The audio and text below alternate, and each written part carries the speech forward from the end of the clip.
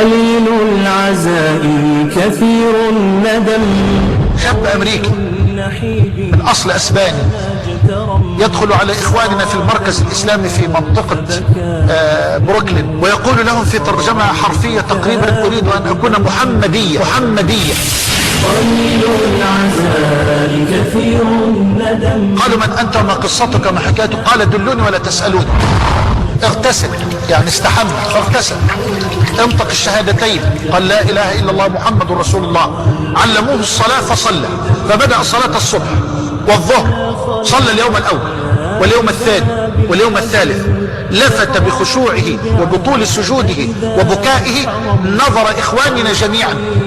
الرجل يسجد لا يريد أن يرفع رأسه، يسجد ويبكي بكاء طويلا، يسمع القرآن ويبكي بكاء طويلا. فبكى جفنه فصار البكاء بدمع ودم. في اليوم الثالث بعد صلاة المغرب جلس إلى جواره أحد إخواننا وقال: يا أخي والله أنا صرت أحقر نفسي إلى جوارك. يا أخي ما نظرت إليك إلا ووجدتك باكيا. إذا سجدت لا تريد أن ترفع رأسك من السجود. من أنت؟ ما قصتك؟ ما حكايتك؟ فأخبره بأنه كان نصرانيا، وكان يبحث عن الحق ويقرأ عن الإسلام ويقرأ في الأديان ويسأل الله عز وجل أن يدله على الحق. رجل باحث عن الحق. قال: وفي الليلة التي دخلت عليكم صبيحتها نمت وأنا أبكي وأنا أضرع إلى الله عز وجل أن يدلني على الحق وعلى الحقيقة. قال: فرأيت في الرؤيا نبي الله عيسى على نبينا وعليه الصلاة والسلام يشير إلي بسبابته اليمنى ويقول لي: كن محمدية.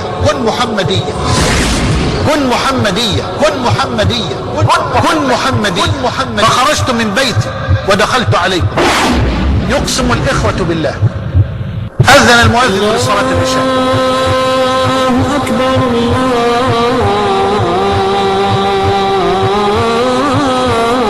الله أكبر.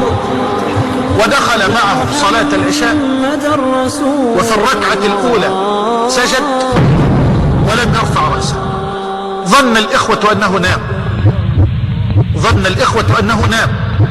فلما انتهت الصلاة نادى عليه الإمام ونادى عليه الأخ إلى جواره فلم يجب، فقام إليه أحد الإخوة وحركه فوقع على الأرض. فلما نظروا إليه وجدوا روحه قد فاضت إلى الله جل وعلا وهو ساجد. يا لها من خواتيم.